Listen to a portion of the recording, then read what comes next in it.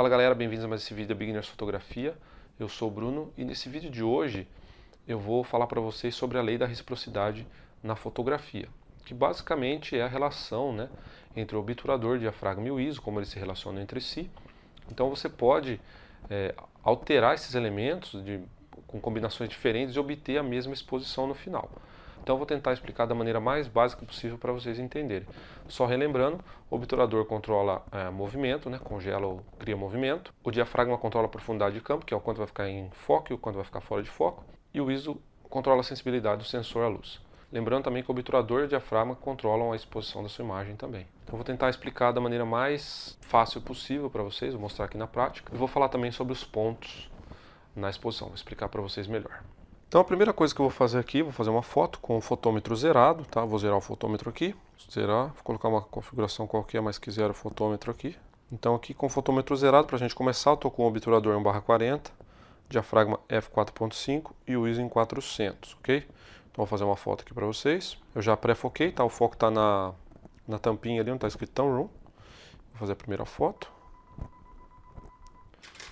E aí com o fotômetro zerado você tem a imagem com a exposição que a câmera acha que é correta, mas tem um problema nessa imagem. Como vocês podem ver, a tampinha ali onde eu foquei, o Town Room está em foco, mas o nome da câmera está fora de foco. Então eu quero aumentar a profundidade de campo e deixar tudo em foco. Então a gente sabe que para aumentar a profundidade de campo a gente tem que fechar mais o diafragma, correto? Então o que eu vou fazer? Eu vou fechar 3 pontos no diafragma. Tá? Como é que eu sei que é 3 pontos no diafragma? O mais fácil é você girar o dial 3 vezes, tá? Os pontos eles são regidos em terços, então é 1/3 do ponto, meio ponto e um ponto inteiro. Se eu rodar o dial uma vez, alterar o diafragma aqui de 4.5 para 5, foi 1/3 do ponto, mais uma girada aqui, 5.6 vão ser meio ponto e o 6.3 um ponto inteiro. Então no diafragma é um pouquinho mais complicado porque eles não têm uma numeração arredondada, né? Então é você girar o dial 3 vezes, tá? Então girei 3 vezes e eu fechei um ponto no diafragma. Então eu fechei um ponto na exposição também. Se eu girar mais 3 vezes, 1, 2, 3, fechei 2 pontos. E eu vou girar mais 3 vezes, 1, 2, 3, foi para F13 e eu fechei 3 pontos no diafragma. Então agora a minha imagem ela vai ficar 3 pontos subexposta. Vou fazer uma foto para vocês verem. Só alterei o diafragma.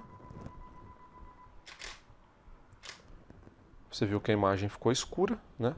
Então agora a gente tem outras opções para iluminar essa imagem. Eu fechando em F13, o que vai acontecer? Eu já sei que ali onde a tampinha de Town Room vai ficar em foco e o nome da câmera também vai aparecer nítido. Então é por isso que eu fechei o diafragma, para aumentar a profundidade de campo. Mas agora eu tenho que compensar na luz. Como vocês podem ver pelo fotômetro, eu estou a 3 pontos negativos. Então o que eu tenho que fazer? Eu tenho que compensar no obturador ou no ISO. Eu vou aumentar 2 pontos no obturador e 1 ponto no ISO. Como que eu sei que é 1 ponto no obturador? É fácil, é só você dobrar o valor ou dividir pela metade. No caso, para mim iluminar mais a imagem, eu preciso deixar o obturador mais longo. Então eu vou dividir pela metade o valor. Estou em 1/40, eu vou colocar 1/20. 1/20, quer dizer que eu aumentei 1 ponto na exposição, e agora 1/10, eu aumentei mais 1 ponto na exposição. Então agora eu tinha tirado 3 no diafragma e aumentei 2 com o obturador, correto? Mesma coisa também, você pode girar 3 vezes o dial no obturador para abrir ou para aumentar ou diminuir 1 ponto, tá? Mas no obturador é fácil, é só você dobrar o valor ou dividir o valor. No caso do ISO é a mesma coisa, é só você dobrar ou dividir o valor. Então no caso aqui eu estou em ISO 400, eu vou colocar ISO 800, correto? Isso vai fazer com que eu aumente 1 ponto na exposição. Ok? ISO 400 para 800. Mesma coisa também, se você girar 3 vezes o dial, ele abre 1 ponto. Então eu estou mostrando em pontos inteiro, porque fica mais fácil para vocês entenderem, tá?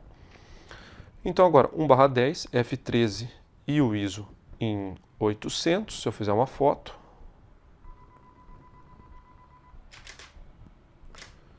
Eu vou ter aí as duas imagens praticamente com a mesma exposição. Só lembrando que eu estou fazendo as fotos aqui, mas eu estou usando a luz do sol para iluminar, então a iluminação está sempre mudando, tá? Então pode ser que tenha uma pequena diferença aí na hora de comparar as imagens. Então é isso que eu fiz.